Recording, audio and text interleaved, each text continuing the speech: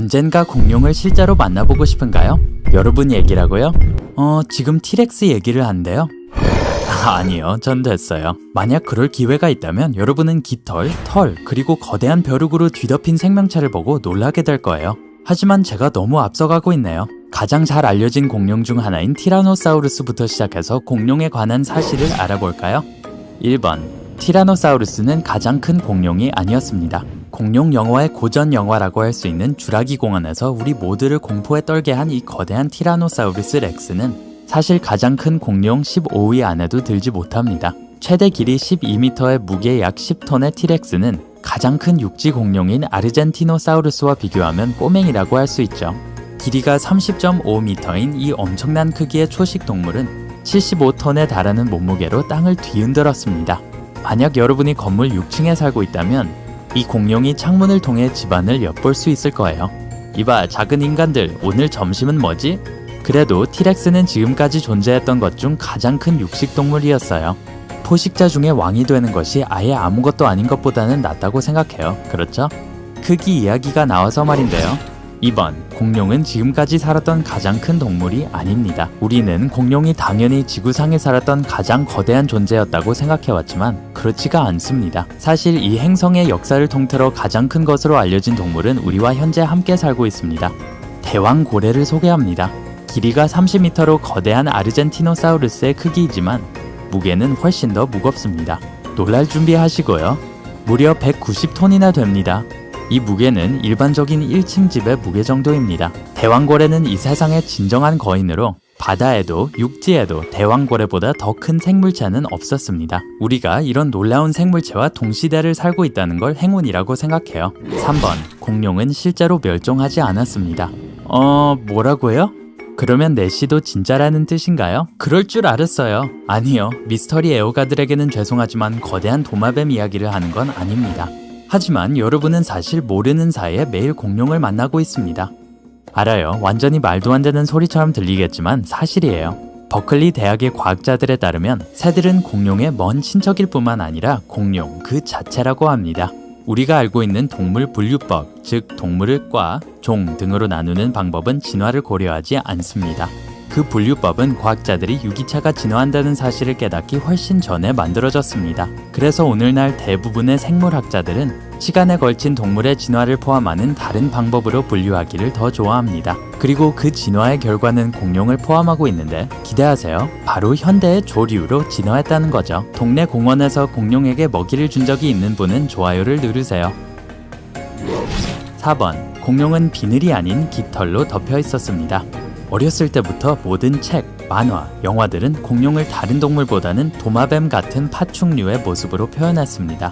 하지만 최근의 고생물 학상의 발견은 그렇지 않다는 것을 증명합니다. 그리고 그다지 최근의 발견도 아닙니다. 1923년 탐험가이자 모험가인 로이 체프먼 앤드루스는 고비 사막으로 탐험을 이끌었고 최초의 화석화된 공룡 알을 발견했습니다. 흥미롭게도 이 알은 이상한 새처럼 생긴 생물이 낳은 알이었고 이 생물은 곧 과학계에서 일종의 스타가 되었습니다. 시간이 지남에 따라 더 많은 화석이 발견되면서 고생물학자들은 나중에 티라노사우루스와 그 친척들을 포함한 대부분의 공룡이 뼈에 깃털이 붙어 있었다고 결론지었습니다. 하지만 사람들은 거대한 비늘로 뒤덮인 파충류의 이미지에 너무나도 익숙했기 때문에 이 사실은 수십 년 동안 간과되었죠. 습관의 힘이 대단하죠. 5번, 주라기 공원은 언젠가 현실이 될지도 모릅니다. 전 세계의 진화 연구자들은 수년 동안 공룡의 발달을 이해하려고 노력해왔습니다. 그들은 어떻게 닭 배아가 알 안에서 자라나는지를 연구했습니다. 새가 실제 진화한 공룡이라고 말씀드린 거 기억하시죠? 네, 바로 그거예요. 그리고 2016년 칠레 대학의 과학자팀이 몇몇 배아의 공룡의 다리를 자라게 하기 위한 몇 개의 유전자를 조작했습니다. 그리고 결과는 성공적이었습니다. 아직 부화하지 않은 새끼 새들에게서 고대 도마뱀의 다리와 비슷한 다리가 자랐습니다. 순수 과학 이론과는 별개로 이 실험은 새들이 언젠가 진짜 공룡으로 변할 수 있다는 것을 보여주었습니다. 물론 공룡들로 가득 찬 공원은 아직 수십 년 후 미래의 일일 거예요. 하지만 가능성이 있어요. 과학자들이 이 문제에 대한 결정을 내리기 전에 먼저 영화를 봤으면 좋겠어요. 영화 속에서 그 아이디어는 결과가 그다지 좋지 않았으니까요.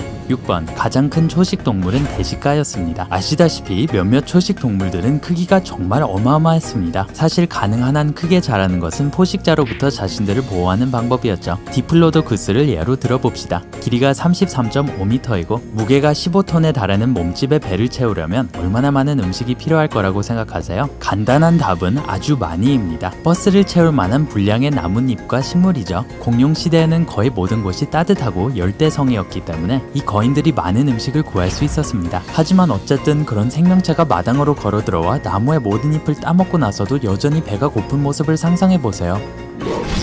7번 닭 크기 공룡도 있었습니다. 공룡이라는 말을 들으면 아마 아무리 작아도 큰 개만한 크기의 동물을 상상하겠지만 가장 먼저 떠오르는 것은 트리케라톱스와 같은 거대한 공룡들입니다. 사실 공룡의 종류는 매우 다양했는데 아주 작은 공룡도 있었어요. 현재까지 알려진 가장 작은 공룡은 콤프소그나쿠스라고 불리고 거의 닭 정도의 크기였어요. 하지만 과학자들은 훨씬 더 작은 종들이 있었다는 사실을 확신하고 있습니다. 단지 그런 종의 뼈가 아직 발견되지 않았을 뿐이죠. 큰 화석은 분명히 발견하기가 더 쉽기 때문에 우리가 대부분 큰 공룡에 대해 더 많이 알게 된 건 당연한 이야기겠죠. 8번 공룡은 바퀴벌레만한 벼룩이 있었습니다. 지금 갑자기 몸이 근질근질해요. 아이고. 오리건 주립대학의 조지 포이나르 주니어 박사는 이 선사시대 해충을 정확히 벼룩이라고 할 수는 없는데 현대의 벼룩만큼 높이 뛸 수 없었기 때문이라고 설명합니다. 하지만 여전히 길이가 거의 2.5cm에 달하고 두꺼운 공룡의 피부를 뚫을 수 있는 생물체는 우리를 소름 끼치게 하기에 충분하죠. 포이나르 교수가 말하듯이 현대 벼룩이 그만큼 크지 않다는 사실에 감사해야 합니다. 정말 옳은 말씀이에요. 9번 육식 공룡은 꽤 큰 뇌를 가지고 있었습니다. 누구나 알고 있는 공룡에 관한 또 다른 작은 상식이 있습니다. 공룡의 뇌가 아주 작다는 것이죠. 몸과 두뇌의 상대적인 크기를 비교해보면 대부분의 공룡이 그랬는지도 모릅니다. 예를 들어 가장 큰 공룡종 중 하나인 스테고사우루스는 라임 크기의 뇌를 가지고 있었습니다. 하지만 이러한 예외는 초식 동물, 즉 식물을 먹고 사는 공룡에게만 해당됩니다. 육식 공룡, 즉 고기를 먹고 사는 공룡들은 훨씬 더 큰 뇌를 가지고 있었습니다. 티라노사우루스를 다시 살펴보면 그 괴물은 두개골 안에 유달리 큰 뇌를 가지고 있었습니다. 그러므로 호두만한 크기의 뇌를 가진 포식자를 보여주는 모든 그림들은 틀렸습니다. 과학자들은 포식자들이 빠른 속도로 먹이를 사냥해야 했기 때문에 더 큰 뇌를 필요로 했다고 믿고 있습니다. 뇌가 크면 반응 시간이 빨라진다는 뜻이었고 빠른 반응 속도는 사냥을 성공으로 이끌었으니까요. 10번 공룡은 허물을 벗었습니다. 뱀과 도마뱀이 자라면서 허물을 벗는다는 사실은 확실히 알고 계실 거예요. 공룡도 마찬가지였던 것 같네요. 네이처 커뮤니케이션지지에 발표된 2018년 연구는 화석화된 공룡의 비듬이 이 고대 도마뱀들이 허물을 벗었다는 증거가 될 수 있다는 것을 보여주었습니다. 하지만 이 발견에는 훨씬 더 흥미로운 무언가가 있습니다. 앞서 말씀드렸듯이 공룡은 비늘이 아니라 깃털을 가지고 있었습니다. 그래서 이 선사시대 비듬의 발견은 공룡이 피부 전체를 한 조각의 허물로 벗는 것이 아니라는 것을 의미합니다. 대신 깃털 사이에 있는 피부에서 작은 조각들을 털어냈습니다. 여러분은 어떤지 모르겠지만 비듬이 있는 공룡의 모습이 머릿속에서 떠나지 않네요. 샴푸가 없던 그 시대가 아쉽네요. 11번 어떤 공룡은 털이 있었습니다. 아마 여러분은 여전히 깃털 달린 공룡의 개념을 이해하려고 애쓰고 있겠지만 여기 좀 더 생각해볼 만한 사항들이 있습니다. 서늘한 지역에 살던 익룡은 추위로부터의 보호를 위해 털을 가지고 있었습니다. 2018년 연구에서 브리스톨 대학의 고생물학자들은 일부 익룡은 깃털과 털을 모두 가지고 있었을지도 모른다고 제안했습니다. 머리와 날개에는 깃털이 있었고 반면에 몸 전체는 부드러운 솜털로 덮여 있었습니다. 과학자들은 깃털과 털 모두가 열 조절과 비행 제어에 중요했다고 믿고 있습니다. 이제 감히 이 날아다니는 생물체를 도마뱀이라고 부를 수 없을 것 같네요. 여러분은 어떠세요? 만약 공룡에 대한 다른 놀라운 사실들을 알고 있다면 아래 댓글로 남겨주세요. 그리고 이 영상이 재미있었다면 좋아요를 누르고 친구들과 공유하고 구독 버튼을 눌러서 삶의 밝은 면에 머무르세요.